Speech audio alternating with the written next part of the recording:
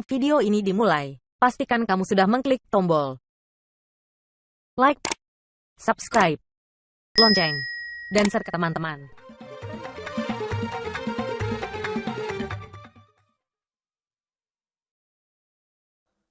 ونعوذ بالله من شرور أنفسنا ومن سيئات أعمالنا من يهده الله فلا مضل له ومن يضلله فلا هادي له أشهد أن لا إله إلا الله وحده لا شريك له وأشهد أن محمدا عبده ورسوله لا نبي بعده قال تبارك وتعالى في كتابه الكريم أعوذ بالله السميع العليم من الشيطان الرجيم بسم الله الرحمن الرحيم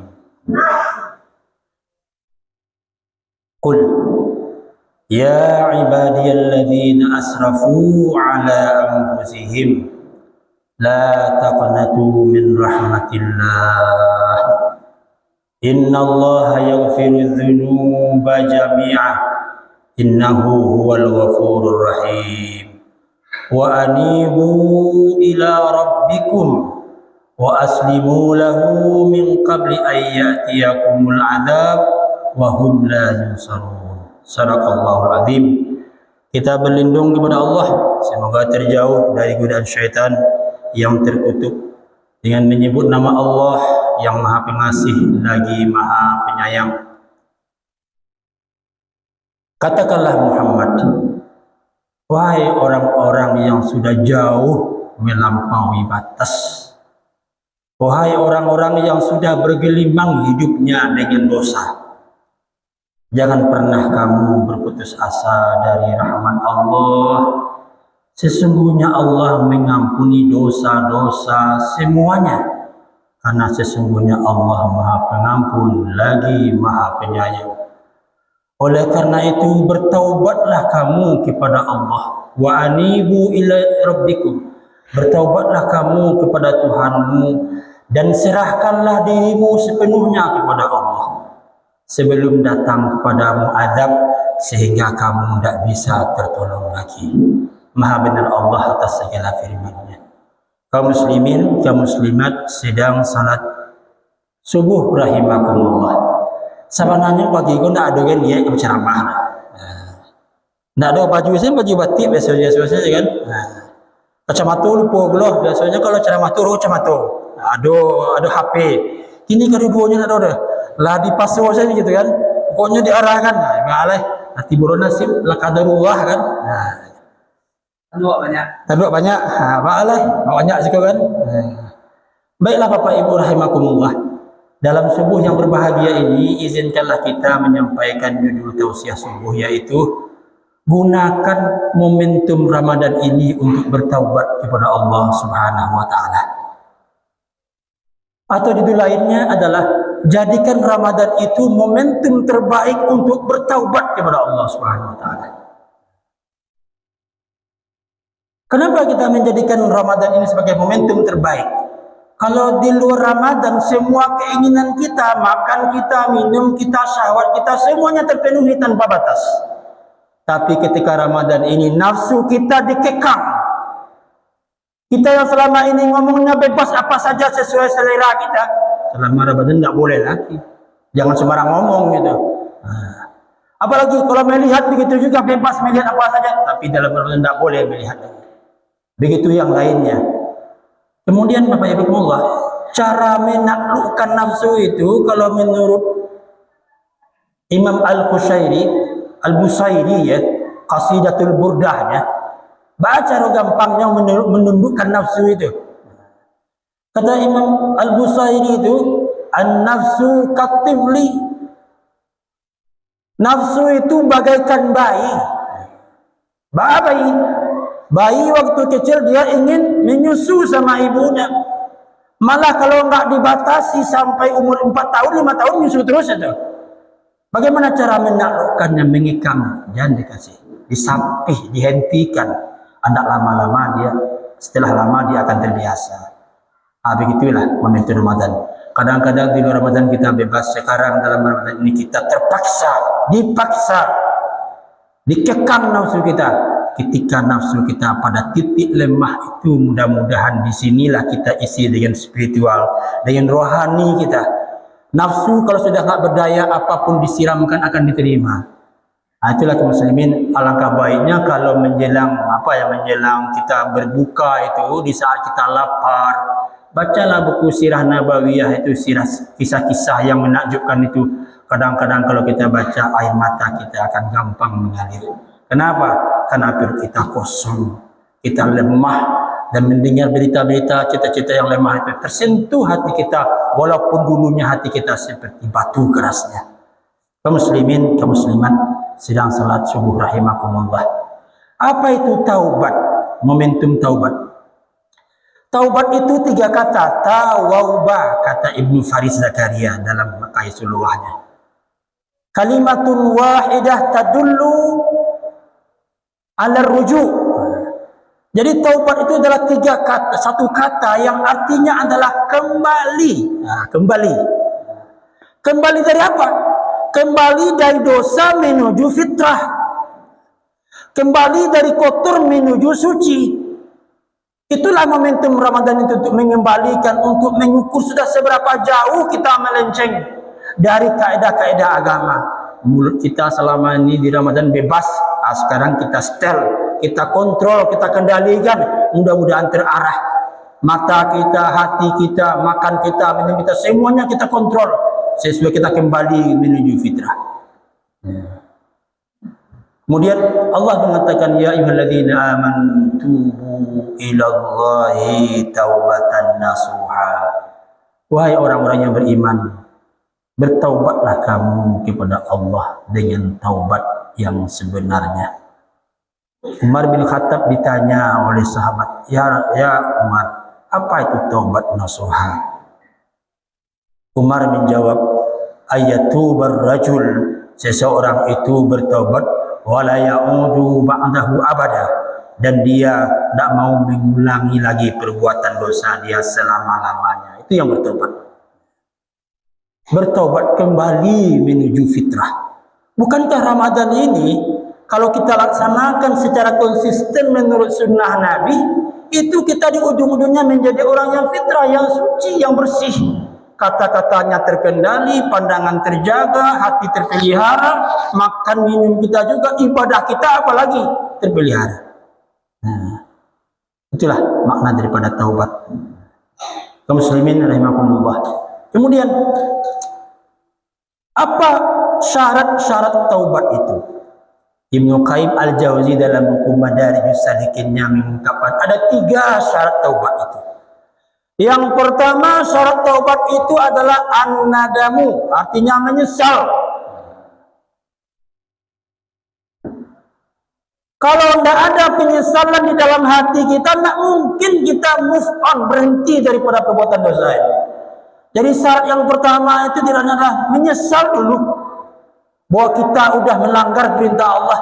Ada rasa penyesalan di hati, rasa bersalah melanggar perintah Allah Subhanahu wa ta'ala. Kadang-kadang kenapa orang tidak menyesal? Karena dia menganggap dirinya baik-baik saja, tidak melanggar perintah Allah. Udah jauh. Inilah yang paling berbahaya di dunia ini. Orang yang hidupnya sudah sesat tapi dia merasa biasa-biasa saja. Ini yang paling parah. Dalam surah Al-Kahfi disebutkan itu, Qul hal nunabbi'ukum bil akhsarina a'mala. Katakanlah Muhammad, mau tak kalian aku tunjukkan orang-orang yang paling merugi amalannya? Apa itu? Alladzina dhalla sa'yuhum fil hayatid dunya wa hum yahsabuna annahum yuhsinuna sun'a. Orang yang hidupnya sudah jelas nyata sesat, melenceng dari kaidah Allah, ketentuan agama, tapi dia merasa menjadi orang yang benar-benar biasa-biasa saja, tak melanggar sedikit pun. Ini yang paling parah. Orang yang paling rugi hidupnya sepanjang hidupnya adalah orang yang sudah sesat, melenceng. Orang-orang geleng-geleng kepala, tidak perbuatan, tapi dia merasa menjadi pahlawan gitu. Ini yang parah. Jadi yang pertama itu adalah an-nadam, menyesal, merasa bersalah dengan apa yang dilakukan. untuk tahu bersalah tidaknya, itulah Al-Quran itu yang mengatakan. Hadis lagi yang mengatakan. Tanya Al-Quran, tanya hadis. Apa yang kita lakukan itu benar atau salah? Itulah penimbangnya. Yang kedua, syarat bertaubat itu adalah berhenti total. Berhenti total. Tidak ada keinginan untuk mengulang lagi. Berusaha dalam hati untuk berhenti dari kebiasaan-kebiasaan buruk itu, memulai dengan hidup yang baru. Karena apa artinya sebuah taubat walaupun diteteskan dengan air mata, tapi setelah itu diulang lagi. Jadi yang kedua, berhenti total. Kemudian yang ketiga, jadi yang pertama apa tadi Bapak Ibu? An-nadam, menyesal. Yang kedua apa? Yang kedua? Berhenti total, move on bahasa kerennya teman. Yang ketiga ini adalah al-i'tiraf, mengaku diri, mengaku berdosa. Inilah yang paling sulit dalam kehidupan ini, mengaku ini. Kenapa kita malas untuk mengakui kesalahan kita? Karena dalam diri kita ada nafsu. Nafsu itu pantang kerendahan. Ingat ya, pantang kerendahan. Seolah-olah awak senang hebat itu. Itulah nafsu tadi. Buktinya bahwa nafsu kita masih punya nafsu. Lajaleh awak salah, yo orang, ya enggak? Lajaleh awak salah total, orang dah tahu orang sekampung awak salah je orang tu. Tapi ketika datang Ramadan, awak datangi minta maaf, Pak kaya minta maaf kaya. Maafkanlah, kok ada kesalahan ambo, tolong maafkan. Ya kan? Coba bayangkan itu. Lajaleh nyatu berbuat salah, tapi ketika minta maaf. Kalau ada kesalahan ambo, tolong. Kalau ada, betapa kita membanggakan diri kita ni orang suci, orang tak pernah berbuat dosa, orang sempurna, sehingga minta maaf itu pakai ada syarat dulu. Kalau ada, masya Allah, ini tanda orang yang sombong namanya ini, seolah-olah dia malaikat yang tak pernah berbuat dosa. Jadi tiga salah. Iya, kalau sudah salah tu pembelaan dulu. Enak, jadi lah kau, ingin tagak kepala tu lah. Anu pengaringkang enak, pas benangnya karyang ngok. Jadi tiga syaratnya. Yang pertama menyesali. Menyesal itu dengan tangis lah, sampai menetes air mata itu kita menyesal. Yang kedua, apa tadi yang kedua? Syarat sobat tahu? Berhenti total. Nak dunia untuk mengulang-ulang itu. Ya nak. Yang ketiga, i'tirafu ala dzanbi, mengakui dosa awak. Sabuilah dosa-dosa waktu. Kadang-kadang ke kawan kau, pas sudah saking bercakap kan, maafkan dia kalau ada kesalahan mau ya, padahal banyak kesalahan mah. Satu, dua, tiga, urai satu persatu. Tanggal sekian, bulan sekian, aku dosa bukan kau, maafkan dia loh. Hutang kamu itu loh, minta maaf. Sabu ya terus, beberkan apa kesalahan kita itu. Itu baru tunduk nafsu kita itu. Tapi masih sembunyi-sembunyinya pura-pura tak bersuci, pura-pura tak berdosa. Itu halul itu dah. Masih pemula kan tu. Jadi itulah syarat-syarat bertaubat. Apa Ibu? Sekarang mari kita lihat bagaimana pengakuan dosa yang dilakukan oleh para sahabat Nabi. Sahabat Nabi itu adalah sahabat-sahabat yang paling gampang dia mengakui dosanya. Tak malu dia menceritakan dosanya walaupun di depan sahabat-sahabat yang lain. Salah satu contoh adalah sahabat Nabi yang pernah, namanya kalau nggak salah Azim bin Malik. Dia datang kepada Nabi, ya Rasulullah, sucikanlah diri aku. Ya Rasulullah, tahirni. Ya Rasulullah, sucikanlah aku, mula bergelimang dengan dosa. Jadi ya Rasulullah, pulanglah, jauhlah. Pulanglah kamu, bertobatlah kamu, istighfarlah kamu kepada Allah. Kau nak lapih jati kau payung balik. Ya Rasulullah, tahirni. Ya Rasulullah, sucikanlah aku, mula bergelimang dengan dosa. Kemudian Rasulullah mengatakan lagi, pulanglah. bertaubatlah, istighfar. Sampai 4 kali dia balik kepada Rasulullah, minta disucikan hatinya. 4 kali dia minta disucikan oleh Rasulullah karena dia bergelimang dengan dosa. Sesudah yang keempat kali Rasulullah bertanya, apa sebetulnya yang kamu lakukan sehingga aku harus mensucikan dirimu? Kata sahabat tadi, Hazim bin Malik tadi, ya Rasulullah, mulai berzina ya Rasulullah. Aku dah berzina ya.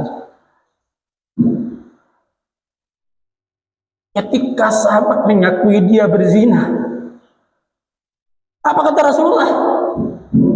Mungkin dia ini mabuk, tolong periksa dia, mungkin dia mabuk. Kemudian sahabat memeriksa sahabat Hazim bin Malik ini, ternyata dia bukan mabuk. Ya sebenarnya sadar dia tidak mabuk. Yang terakhir, apa kata Rasulullah? Mungkin dia gila. Abihi junun, mungkin dia gila ini. Ketika dia mengaku bahwa dia berzina, Rasulullah langsung menerimanya. Malah Rasulullah periksa dulu, teliti dulu. Periksa, suruh ditanya, mungkin dia mabuk, mungkin dia gila. Ternyata memang benar. Bagaimana dengan kita, kaum muslimin Allah? Mendengarkan berita tentang orang yang berselingkuh, orang yang berzina, langsung kita sebarkan di mana-mana orang yang berzina itu. Kadang-kadang saudara kita, tetangga kita sebarkan ke orang lain. Padahal Allah katakan sesungguhnya orang-orang yang menginginkan tersebarnya berita zina itu di hadapan kaum muslimin, dia akan mendapatkan azab yang pedih di dunia dan di akhirat.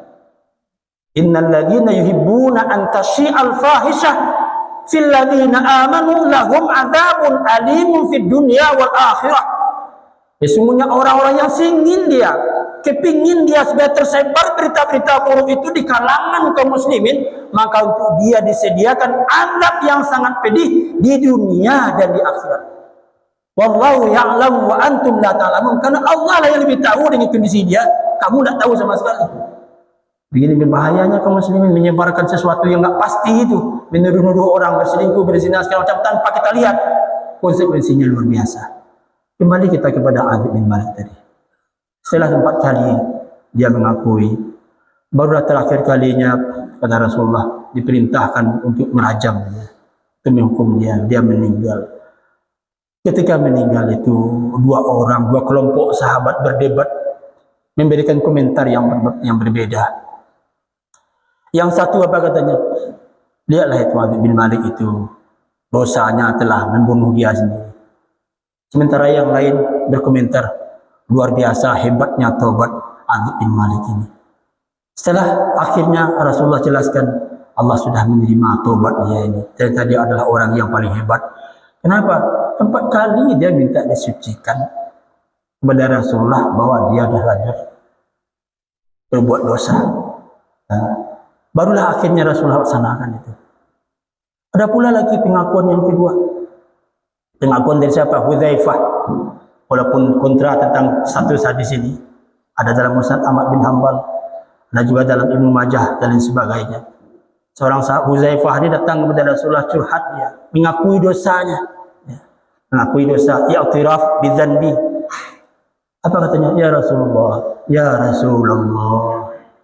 inni rajulun daribul lisan wa aktsaru dzalika ala ahli.